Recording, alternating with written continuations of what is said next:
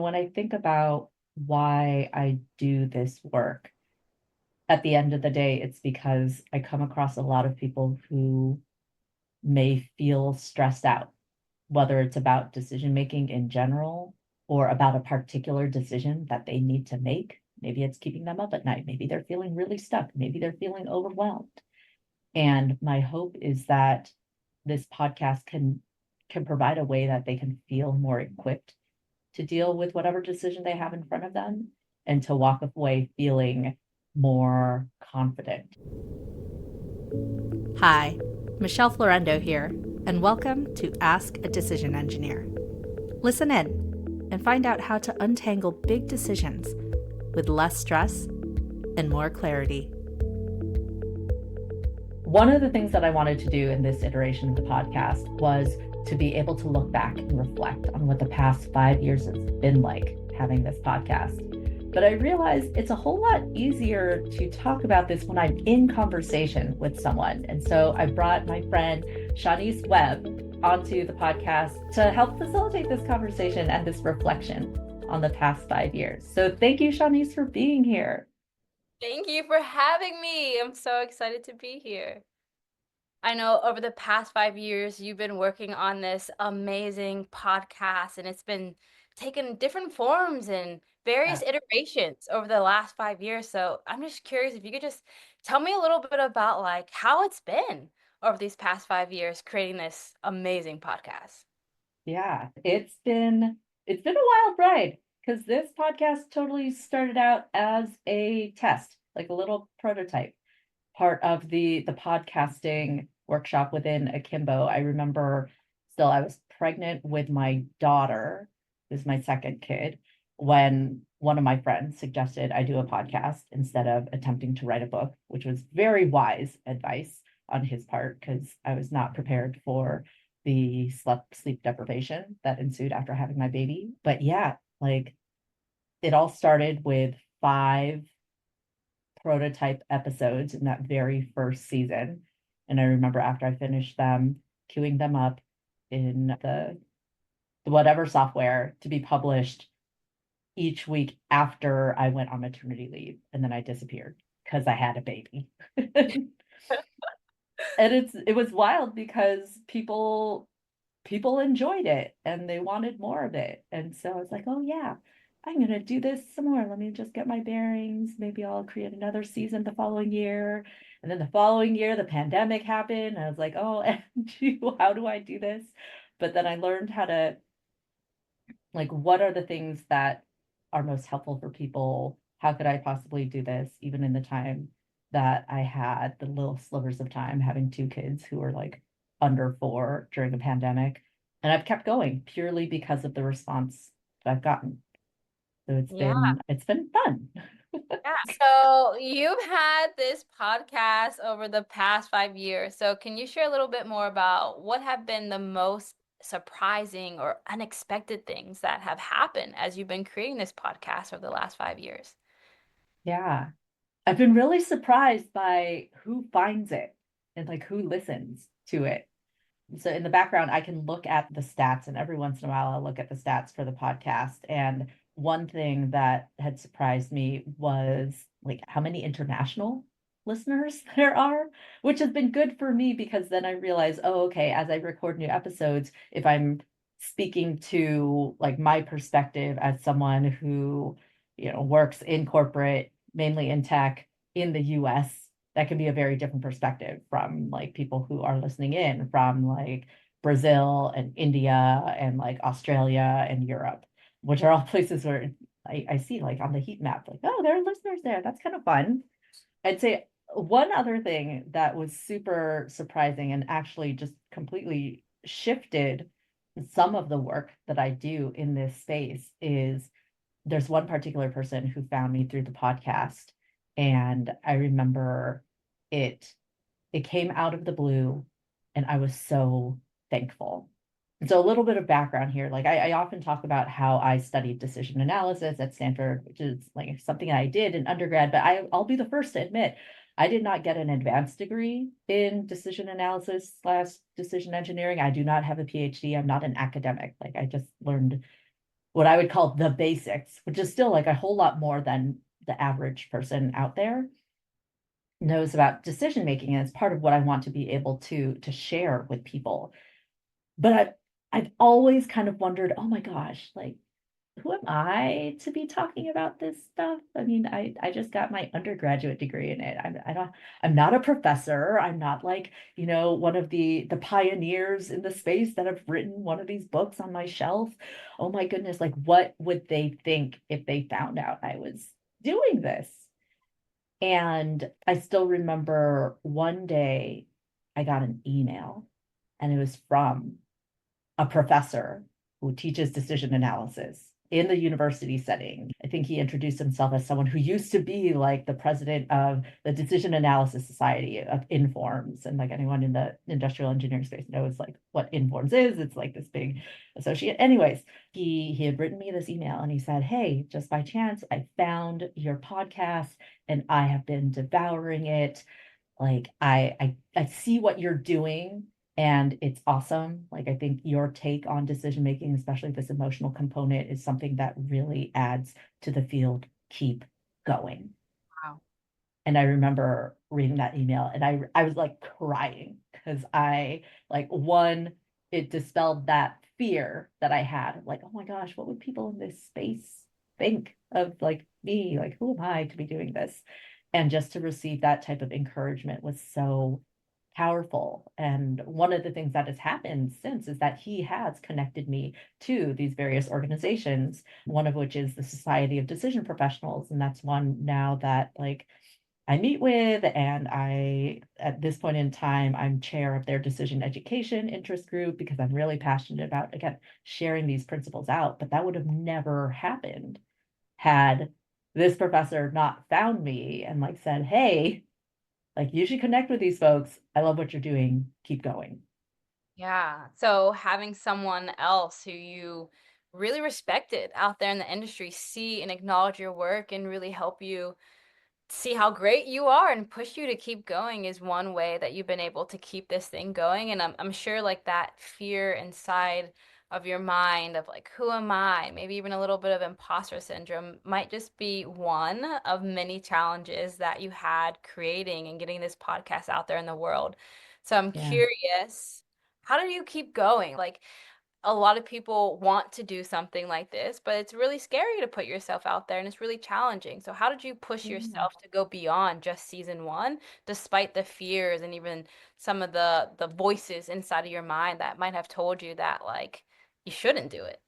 Yeah. It's funny. A few weeks ago, I was in Atlanta for a leadership development program that I support called Management Leadership for Tomorrow's Senior Executive Leader Fellowship. And we were talking about fear and how do we push through the fear to get to the other side. And I was chatting with one of the people there, and I shared a quote with him. I think it's from Ambrose Red Moon, but it's something to the effect of courage is not the absence of fear, but rather the determination that something else is more important. And I think that's the thing. Like I still fear very much like what people think and who might think I'm a fraud or an imposter or whatever, fill in the blank. But what has propelled me forward has been people continuing to ask for more, Yeah. people continuing to come to me asking.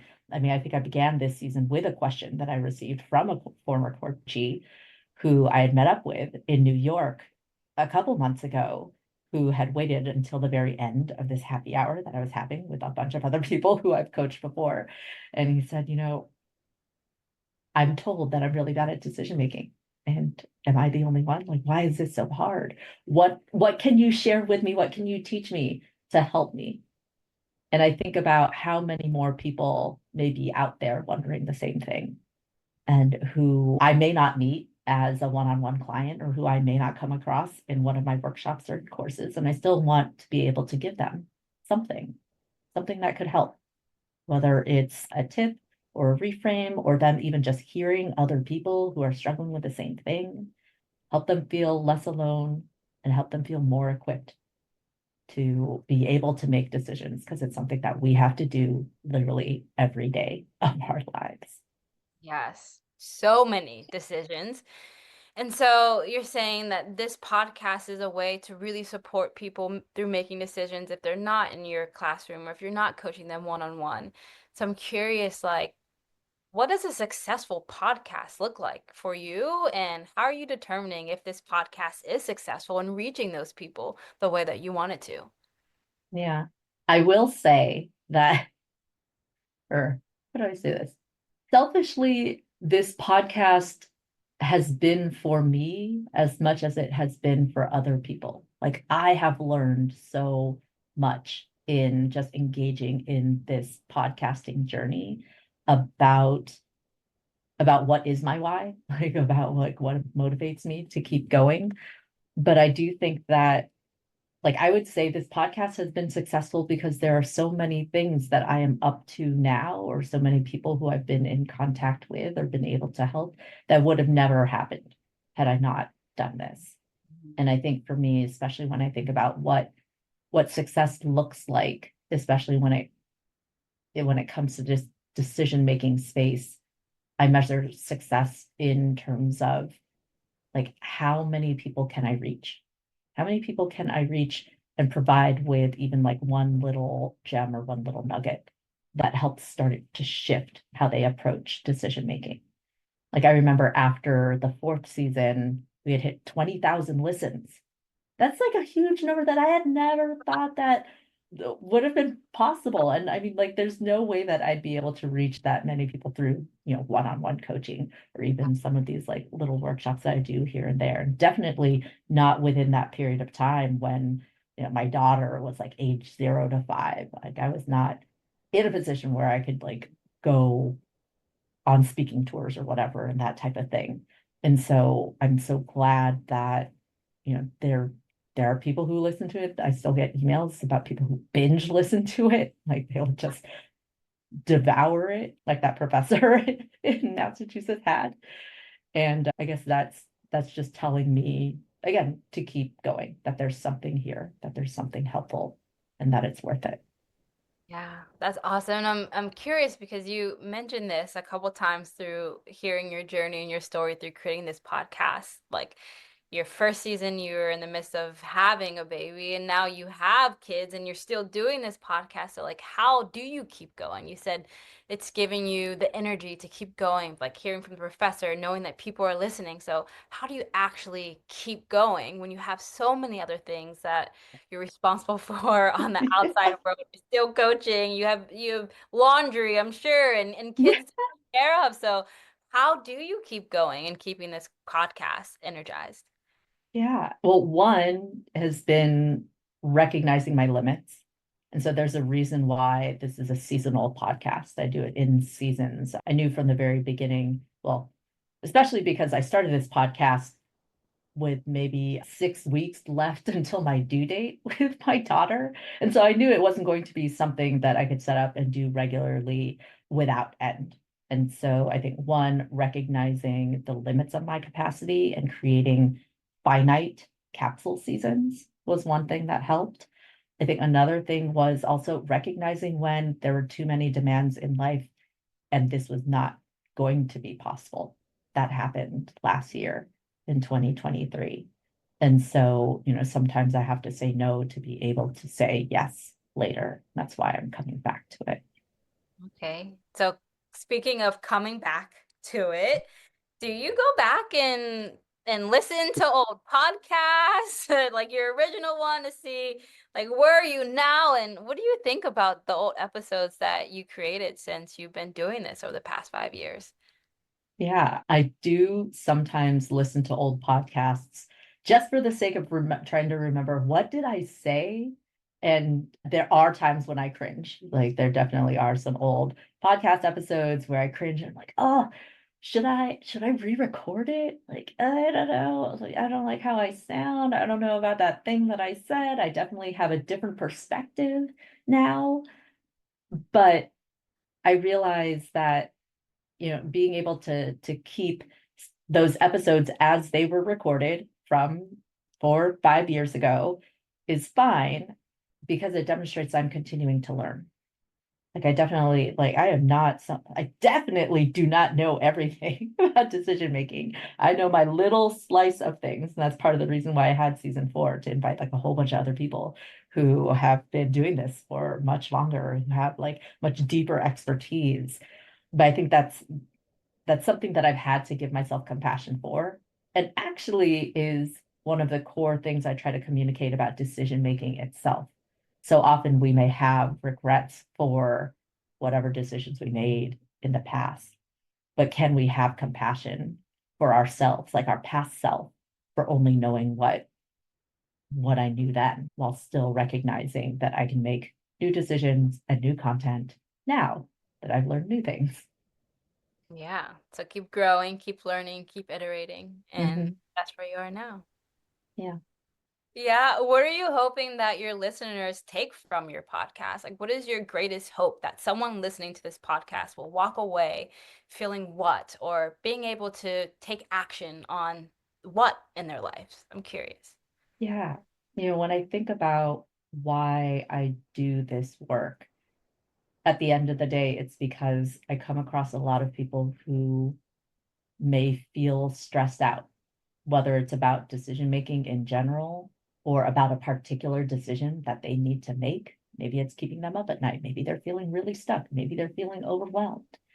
And my hope is that this podcast can provide a way that they can feel more equipped to deal with whatever decision they have in front of them and to walk away feeling more confident in their ability to make other decisions that are inevitably going to come across their path. Yeah. I think that's a wonderful thing to support people with. And I'm curious if you can share, like, as a listener, like, what would be the most helpful way for me to engage with your work through this podcast?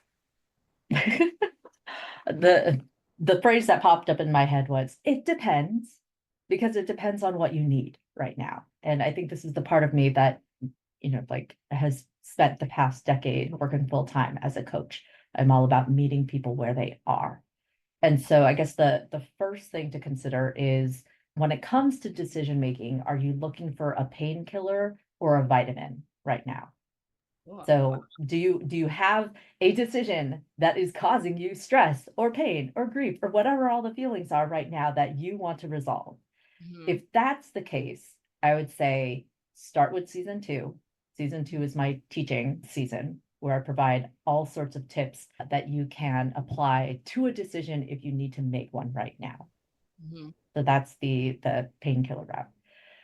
If you're just wanting to broaden your thinking about decision making, or just like hear more about best practices, and if you want to hear from a wide variety of sources, start with season 4.